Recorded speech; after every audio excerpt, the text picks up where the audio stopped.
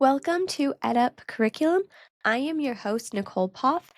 I'm so excited about today's guest. I know I always say this. I actually just was able to chat with her in person, and we have a lot of things to talk about today. So without further ado, today's guest is Dr. Erinn Heyman. Thank you, Erinn, so much for being here. Thank you. Before we jump in, what do you want the listeners to know about you? Can you introduce yourself, just give some background, anything you want to share with us? Yeah, well, first of all, thank you so much for having me here. It's exciting to talk about things that I'm passionate about. I am the current Associate Vice President for Learning Experience with National University. We're one of the largest private nonprofit universities in the country. I have about 30 years in higher education, where I began as an English instructor. I have degrees in English, English teaching, and a higher education administration degree with instruction and curriculum focus. I moved into online education, online learning in 1996, believe it or not, kicking and screaming, by the way, and have moved in that world for most of my career. I do have about 15 years of experience with assessment and educational effectiveness roles, learning outcomes measurement, that sort of thing. I have an odd fascination with accreditation and regulatory areas of education. I'm passionate, and I don't say that very often, but I am passionate about the humanities, but mostly to look at them in practical uses. So workforce, credit for prior learning, credit for outside of the classroom learning. I've had roles with apprenticeship-based degrees, universities as well. I love all those things. And I have a weird interest in accreditation too. And people are always like, it's weird. And I'm like, I know. I kind of love it. It's odd. So I'm Yeah, glad we I share that. mean, yeah, and it can impact us for better or worse. And I think that obviously we have to pay attention to what's going on in the regulatory community and just to be able to speak with those folks in regulation, accreditation, and be able to help impact that towards innovation, I think is important. Absolutely. Okay. So today we are really going to I'm going to do my best to keep us on topic. No promises. Um but when I met you, you continued to talk about kind of this term neuro-connected or neuro-informed learning science, learning design. And it's always sounded really complicated to me. But when I met you, it sounded really uncomplicated. You had a way to explain it that sounded exciting and interesting and important. So, at a really high level, Erinn, can you just explain what is neuro-connected learning? Yeah, well, thank you, first of all. And first I'll just, full transparency, I'm not a neuroscientist by any means, but I am what I'd consider an avid collector of knowledge on the topic. So interestingly, we know more about the brain now more than ever, and yet we still know so little about the brain and how it works. However, what we do know really impacts learning and therefore should inform not only how we teach, but how we think of the whole student experience. So our brains constantly produce things, right? Chemicals, neurotransmitters, all of those things that influence physical responses, and these impact abilities to learn as well. So for instance, if we're bored, the brain can produce a hormone called cortisol. Most people have probably heard of that. And it can impact glutamate, which is a neurotransmitter. And then glutamate can actually eat neurons if we're stressed out or if we're bored. So a lot of the things that really play into how we learn is cortisol. Again, it's created by boredom in a lot of ways. Sometimes it's called the killer hormone. It can actually, if you have too much cortisol, you can gain weight. It can cause blood pressure increases, and it's really not good for you at all.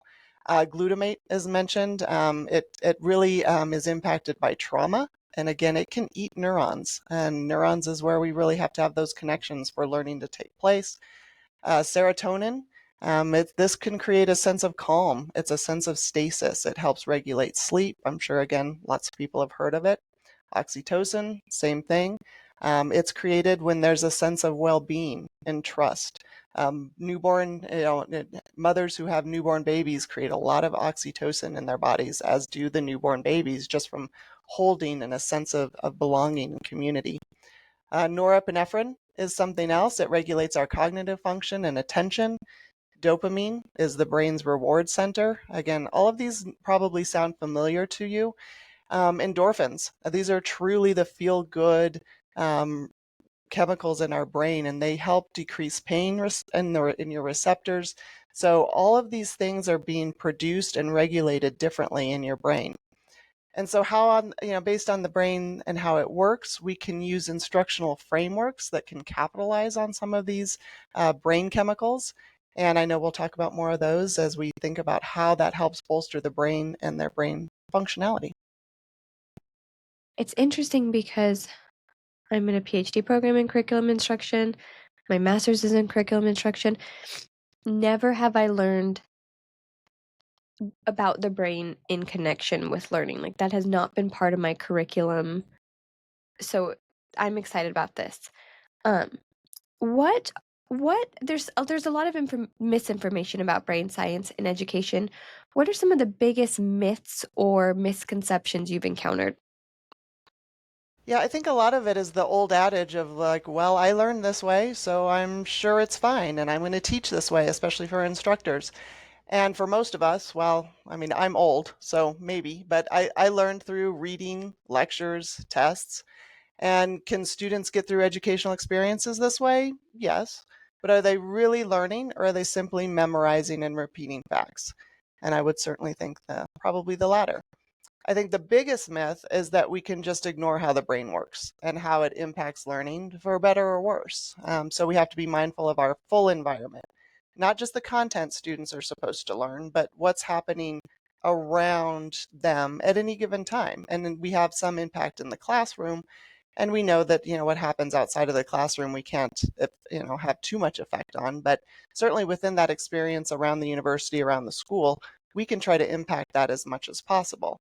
So for many years, courses were considered the academic experience, I think. And so we know that there's so much more now, to the full campus experience, a lot of which is building connections and groups and sense of belonging. And we can't take that academic content completely out of the full experience, of course. I mean, that's still one of the main pieces: credit hours, content, how we form classes to build degrees and other credentials. But we can't say anymore that the academic experience is the only experience that impacts student learning in the academic space. And I think that's one of the biggest misinformation pieces around learning science and how we have to really bolster the connections and sense of belonging and take that full picture. Absolutely. Now let's take this a little bit more kind of practical. So a lot of people assume learning is just about absorbing information, right? We kind of just talked about the classroom experience. What does learning science actually tell us about how learning happens in the brain? Yeah, there's kind of this perfect combination of, physical state and attention, and then how we're reacting or how students are reacting. If we have optimal learning environments, so where students are engaged, they're active, they feel safe, they're not bored, and all of this content is presented in a way that is challenging enough, but not too challenging, that students can do something with this content. And then it's reinforced over selected times. That's called spaced repetition. We'll talk about that a little bit more. And there's a better chance for deep learning when all of these pieces come to play. And deep learning is really where content is then stored into deep memory or long-term memory. So as we think about absorbing information, this is really about how do we take novel or new concepts and put them into long-term memory and turn it into deep learning. So really we have to, again, take into consideration those chemicals, how the brain works, how the neurons are transmitting, and then use those to our advantage and really help students retain that information. I think this is so I think we're gonna get really kind of get into the niches here, but this is so important because I think a lot of times when we're designing courses, it's just like put the textbook in, put this video in, let's do this discussion, and we assume that it's just gonna stick. When really what you're saying is there's a way we can do this better. We can do this better than a lot of our current practices. So, um, how does our understanding of memory and cognitive load shape effective course design? Yeah, cognitive load, just as a reminder for some folks, really the mental effort that's required to process information. It's the amount of information that can be processed into working memory at any given time. And so we want to take a look at cognitive load theory as we're designing courses and really help to avoid overwhelming learners and ensure that they can process information into the long-term memory. And so as designers of educational experiences or courses, course design, we have to be mindful of what's unneeded cognitive load and move toward what's called germane cognitive load. And that is really where what we want to promote. And that's the work that has to move stored information into memory. And so things like course templates, where there's consistency in how content is presented, and this is a lot towards the online sector as mostly. And so the approaches in online learning where students have to find things, so resources, syllabi, where's my textbook, where's the course outline, and even things like discussions or assignments or the grade book schema, all of those pieces, the more consistent and the more students know what to expect from course to course and experience to experience, the less non-needed cognitive load there is, and the more that they can spend time in actually looking at content and thinking about these opportunities and concepts that we as instructors want to ensure that the students have at their fingertips.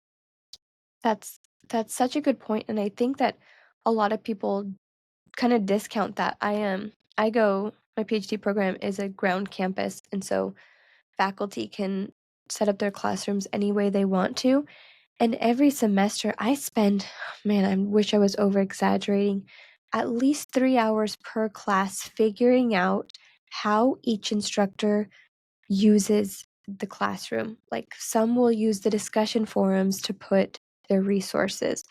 And so I'm digging to try to find the resource, and so I'm clicking modules and pages, and I can't find it. And then I click discussions. I'm like, oh, there's the readings, you know. Um, but you're right. If it was just a standard template, I'm in and I'm learning. Right. Yeah. I mean, and it's not like you're not smart enough to figure these things out, but that cognitive load piece is unnecessary and it takes time and it takes effort in your brain every time you have to start something new. Totally.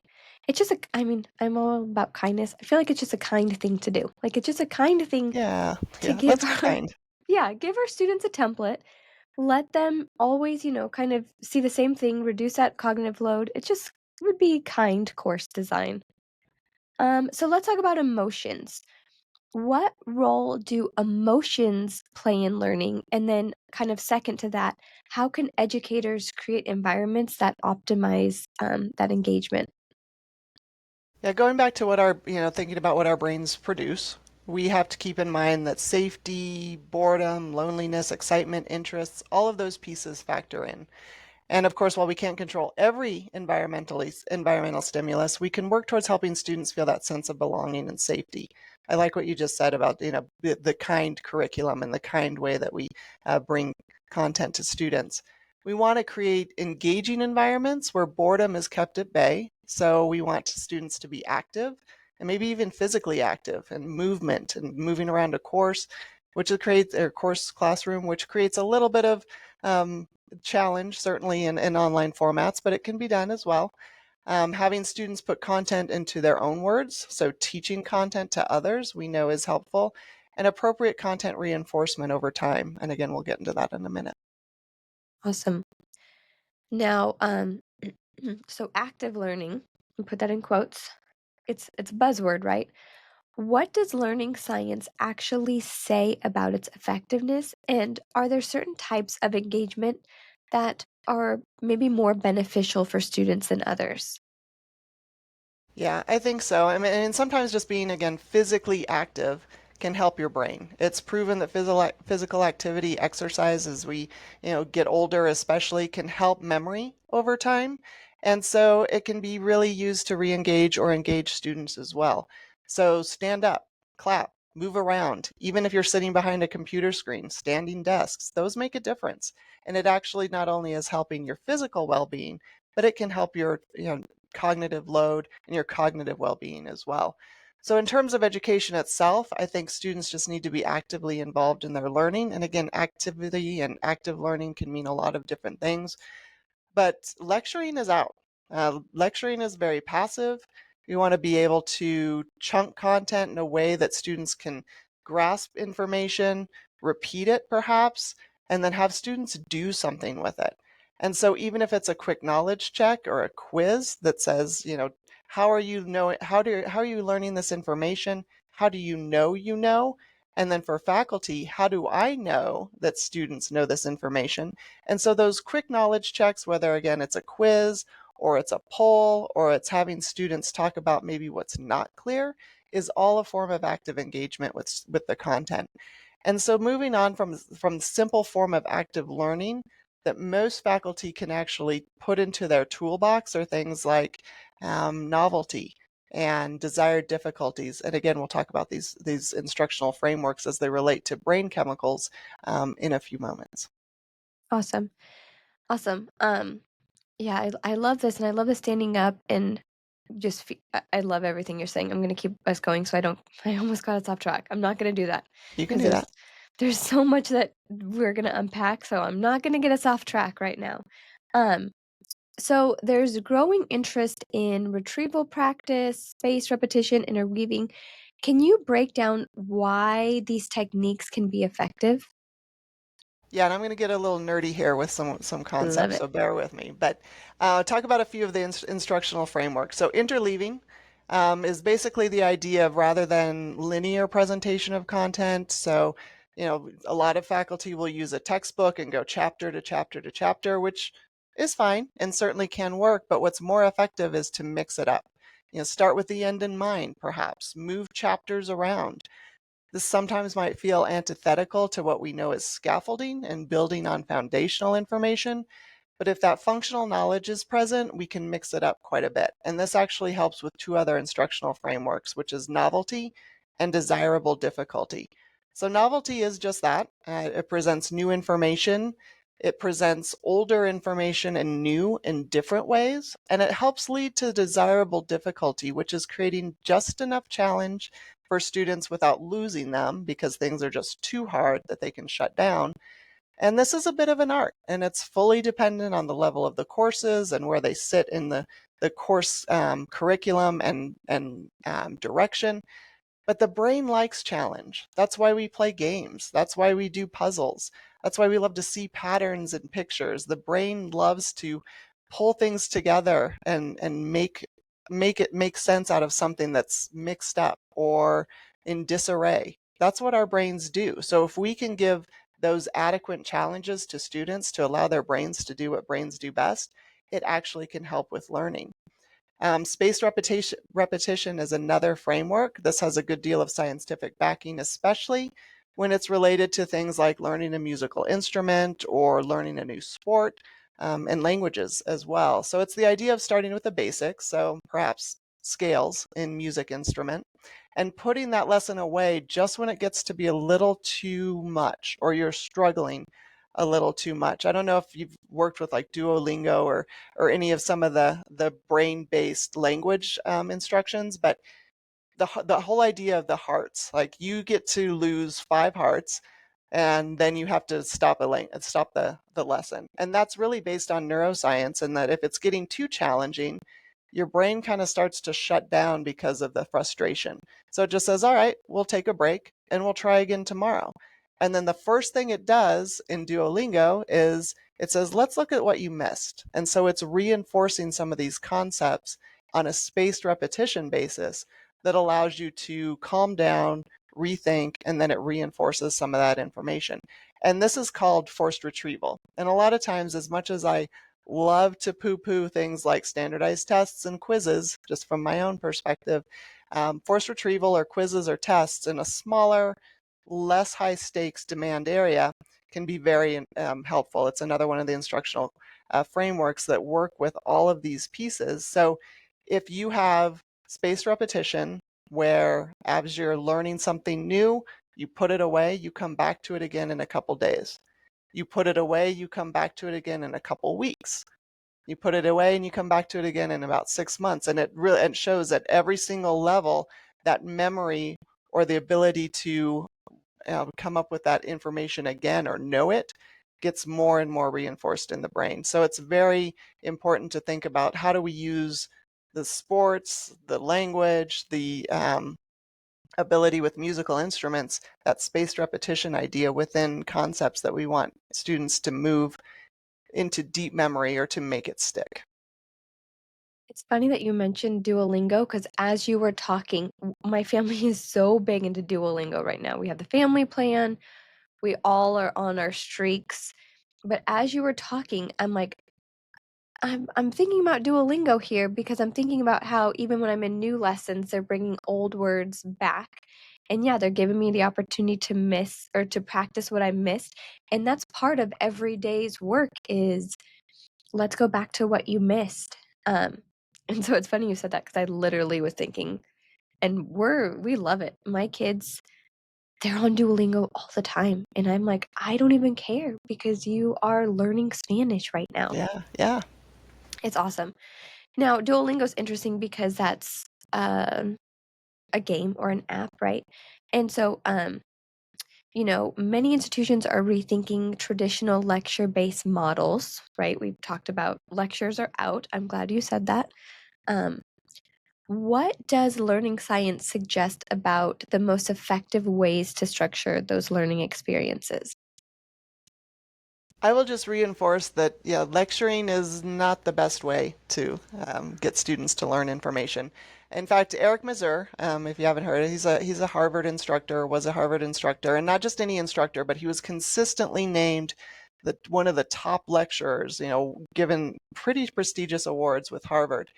And he's, looks at the science of learning and brain science. And once he did a study with his own students in the lecture hall, and he actually had them wear those wired caps, that capture brain activity. And he was monitoring them as he's lecturing. He found that students' brains showed almost no activity. Oh my This is gosh. a top level lecturer, award winning lecturer. And the only other activities that showed such little activity were watching TV and sleeping. So when you think you're looking out into I don't know if you've taught in those larger lecture halls or larger classrooms in person, especially, which I did back in the day, you can look at students and you're like, are they sleeping? And they might be. And even if you're lecturing, even if you're a great lecturer, a lot of times they'll tune out and their brains will just literally shut down. We have to think about that in terms of how we're approaching students and student learning. So if you get nothing else out of this podcast, stop lecturing, or at least don't use it as the main way to convey information. And I totally get that right now this is kind of a form of a lecture, and I get that irony. But being able to interleave new concepts and work through, some content information, which you can certainly deliver to your students, but have them break it up, have them do something with it. And so being able to think through that traditional lecture model, which truthfully should have been out 20 years ago, 30 years ago, but change is hard. So think through what we know about then how the brain works and how lecturing does not work. Absolutely.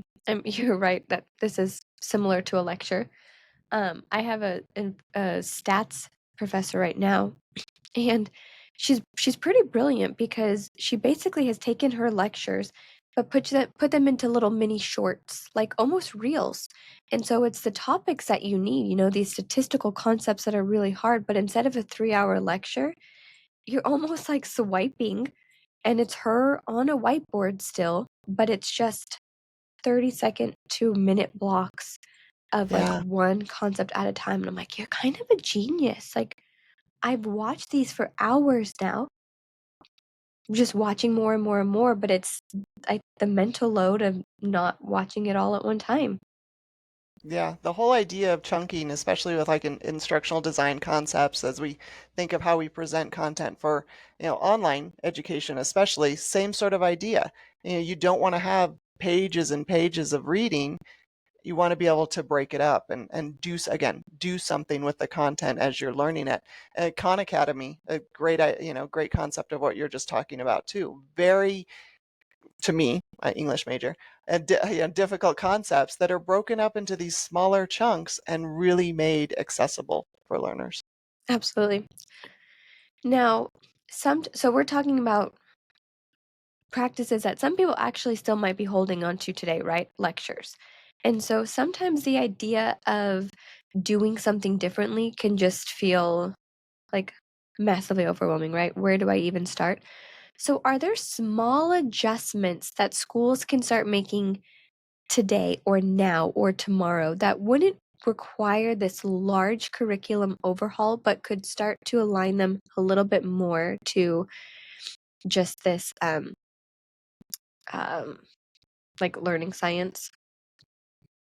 Yeah, well, at National University, one of the things that we do, I oversee a team of learning designers, and we work on revisions and new course builds with our faculty and subject matter experts. And what we've done so far is we present them with these different options for active learning. So these opportunities that research suggests can have pretty great impact on student learning, such as interleaving, novelty, spaced repetition, forced retrieval, and desired difficulty. And so we just ask the faculty as they're helping build the courses, as we're helping build the course with them, just pick one. Just pick one of these ideas and think about ways to use, the content in a different way, input some desired difficulty or challenging aspects. Let's add a couple of forced retrieval opportunities that are connected directly to content and start small. And so as courses get redeveloped over time or more courses, and certainly they can add more, but we just ask for one. Think of one of these instructional frameworks we know is linked to brain science and how we learn, and just start small. And then over time, we hope to see those build up through different revisions and different opportunities for course builds. That's awesome. So just over time, incrementally, they get, I'm going to say better, Yeah, yeah. but for lack of better words, how do you present the information, the concepts to the faculty? Do you have like cards? Is there a website? Do you sit down and your instructional designers explain to them all of the concepts? Like, what does that look like for a faculty member who has never heard of some of these concepts? Yeah, well, we have a document that sort of frames our whole approach. It's called our Optimal Course Components and World-Class Learning Documentation.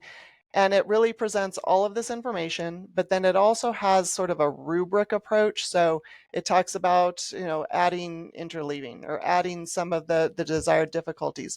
And we as a team for the learning designers will actually kind of mark and keep track and keep a record of all of this. But it's all underpinned through theory and research and references and design. So that is a piece of it. And so anytime somebody comes up with the idea that they want to revise a course or they want a brand new course, they work with our learning designers to go through these different concepts, and they have the ability to read through these documents. And it's pretty robust. We have it on a SharePoint site that's internal as well. And then we also have an academic training academy that helps uplift faculty, especially when they're coming on board and teaching and learning practices. And a lot of these concepts are developed in that as well. So we have tiered learning. So one is, teaching with national, so how to just the basics of teaching a course online, some of the pedagogical approaches. We also have then one that's for course authors or subject matter experts as well. So when they start to engage in any development with my team, the learning designers, they have this framework and a course that also brings it up as well as training and professional development. I love that. So you're not, I mean, it sounds like you're not overwhelming them. You're We very hope. intentionally, just like, I mean, just like the principles we've talked about here that we would apply to students, it sounds like you guys have applied to faculty who are going to be teaching and then designing courses. You've kind of taken the principles and applied it to how they'll learn these techniques. It's almost like a Yeah, learning science inception. yeah, as best we can for sure. We don't have as much time, but we try to practice what we preach, basically. Awesome. Now, that's kind of small incremental changes. Let's go the opposite direction. If a school or a faculty was interested in like a complete overhaul, right? We want to throw our course out and better align with science and research of learning. How might they start to tackle that work?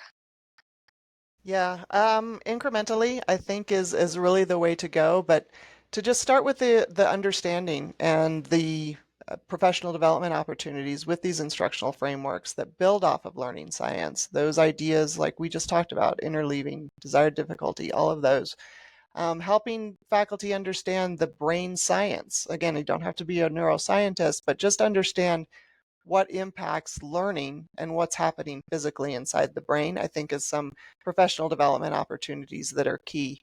At National, we work from course templates or kind of course containers that have that work to craft these optimal online learning environments as best we can. Keeping in mind the education and brain research, the ideas of cognitive load, all of those pieces we've been talking about, and train faculty on approaches that will help facilitate these instructional frameworks. Talk about gamification concepts like, and being able to have badging, maybe leaderboards, the competencies and competitions that it resonates with some students, not with all, but the concepts of choose your own adventure or, being able to manipulate which direction your character goes within content, those ideas from games can be really effective with learning as well. Talk about competencies and skills based and how to measure outcomes. I mean, that's still fundamental. Good assessment is still fundamental to how we really want to encourage instructors to think perhaps differently about how they instruct their courses. Implement things like problem-based learning. Case Mm, studies are really good as well. And use of narrative and storytelling, I think, gets lost, especially in online. I think there's a lot of misconception that you can't tell a story, that you can't necessarily bring in those narrative concepts that are, we know, I mean, people love to go to movies, people love to read books, sometimes still, um, and be able to think through, what makes a good story. And there's a lot of brain research about storytelling versus just reporting the facts that can be really effective for students and our faculty to put forth for their students as well. And I think the bottom line really is that understand that this is not easy. I mean, it takes a lot. We've been again talking about, lecture and learner-based versus instructor-based approaches to learning for quite a while. And it's hard and change is hard. And we know that as well. It's a human component. So I think as you're going through and thinking about large scale changes, we need to give people the grace and the patience that they deserve because it's going to be different for a lot of people. absolutely. And I love that you call it a story. I always say like a course is a journey. Like we are taking students Yes, on a journey with us, and if we're just going topic to topic, we're going to give them whiplash, right? They don't even know where to look because we were just here and then now 3 minutes later we're over here, and so we need to I always say a journey, but I love that story cuz I'm a book nerd, and I think that's I think that's more appropriate in what we're trying to do in the kind of learning space. I like them both. I think it can be both. This is my favorite question. If you could get every faculty member to implement just one learning science baked strategy in their teaching, what would it be? Well, I'm gonna go back to what faculty should not do, and that's lecture. So it's if you haven't figured out by now, that's probably not the best way to get your content across. But as we talked about, we know that boredom creates cortisol. Cortisol can kill people. So if you're lecturing and you're boring your students, you're killing your students. No, that's a bit melodramatic. But the idea is that at best, you're not helping them learn. So again, lectures are boring. We know this from brain scans.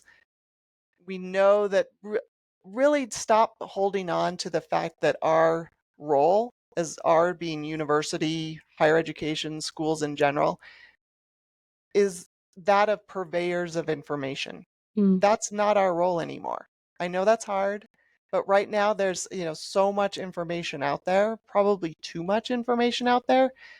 And again, notice I didn't say knowledge or useful knowledge. We have to help learners use information in meaningful ways and act on information with an evaluative and critical eye. And so, content coupled with doing an activity and bringing it back to a student's experience is really important. And so, if you want to create you want to be able to help learners think differently about content you're presenting and know that we are no longer, kings of content. I mean, that went out after the printing press, really. And so being able to think through how do we help our learners store and gather information in a different way because again, information is out there in many, many ways. That I think is the biggest thing to take from this. Absolutely, and that's hard. I mean, I think there are still so many people who are like, "I am the faculty, therefore I know, and they should listen," right? And Yeah.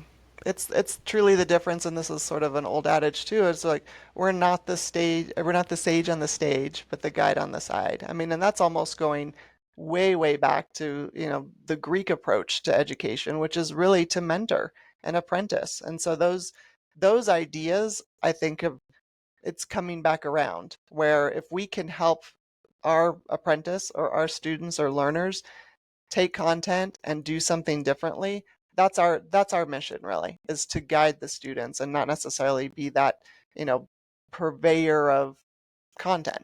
I mean, because it's out there. One of my favorite quotes, and perhaps one of my, most disheartening quotes that I know, is from John Medina. He's the author of Brain Rules, and he says, if you wanted to create an education environment that was directly opposed to what the brain was good at doing, you would probably design something like a classroom. And so we have to change that. yeah, that's funny. That reminds me of, have you ever seen the movie Hocus Pocus? Hmm. Yeah. There's, when the Sanson, whatever their name is, sisters, they see a school, and they're like, "It looks like a prison for kids." And Yeah. I'm like, "Ooh," I saw, I watched it again as an educator, and I was like, "Ooh, kind of does." So same thing, right? Yeah, a classroom probably is not conducive for learning, or isn't. Okay. If someone listening wants to dive deeper on this topic, like you just rattled off, I think probably just the tip of the iceberg. You gave us a really good starting place. And surely you acquired this knowledge somewhere. Do you have any recommended books, resources? How could someone learn more about this? What are some recommended ways? Yeah, I have quite a list of books, especially, but there's Make It Stick Mm, by Brown. There's How People Learn, Brain, Mind, and Experience in School. It's from the National Research Council. How People Learn Too is also, it builds on that as well. How Learning Happens, Seminal Works in Education Psychology by Kirschner. There's Brain Rules. That's a really good one by John Medina. Um, Why our brains are wired to connect. That has to be something that we think about, is how connection and sense of belonging, and that's by Lieberman. Save the Cat. Really good and interesting book by Blake Snyder. And there's some nods into what we do at National from the quality management, or quality matters, excuse me, rubric, and the OLC Online Learning Consortium scorecard, in terms of how to take some of these concepts and build into online courses. And I have to give a lot of props to a mentor of mine and a good colleague of mine, Dr. Jeff Borden, who helped me start this work at National University. We've been colleagues for a long time, and he actually has a book out where he's the editor of it, and it's called Education 3.0 and Learning Across Modalities, of which I have a chapter, shameless plug, on learning assessment. So I just want to be sure to give him props as well, because a lot of this work is his brainchild, and how we really implement it at National has been foundational. awesome. Maybe we'll have to have you and Jeff on together talking Ooh, about the that'd be book. fun. That would be fun. Let's do it. Okay, those are good resources. And I think, I haven't read all those, but a lot of those are not difficult reads. No. Mm-mm. I think, again, when I think of like anything neuro, I'm thinking it's going to be a hefty textbook, big medical terms. I'm familiar with some of those that you mentioned, and they're good books. They're sit on the couch, open them up, They not tell a like, story. yeah, exactly. So, I will do my best in this podcast as well to just link all those on the description. That way, people have kind of a quick access to them. Okay. If someone wanted to talk to you in greater detail about this topic, how could they reach you? Reach out to me. My email is probably the best way. It's EHEYMAN at nu.edu. You can also hit me up on LinkedIn.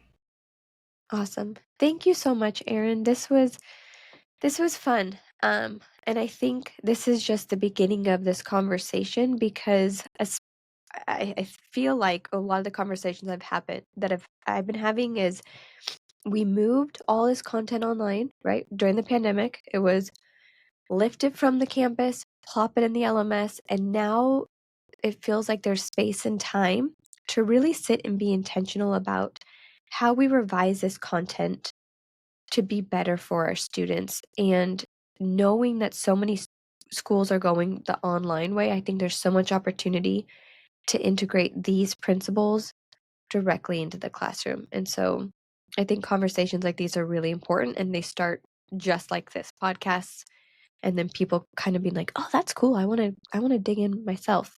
So Yeah, thank you. yeah, yeah. Thank you. Important stuff. I appreciate it. Yeah. Okay. All right. Thank you guys so much for listening to EdUp Curriculum. Everything we just talked about is in the description below. You can find a link to Erinn's LinkedIn, and then also link to some of the books we chatted about.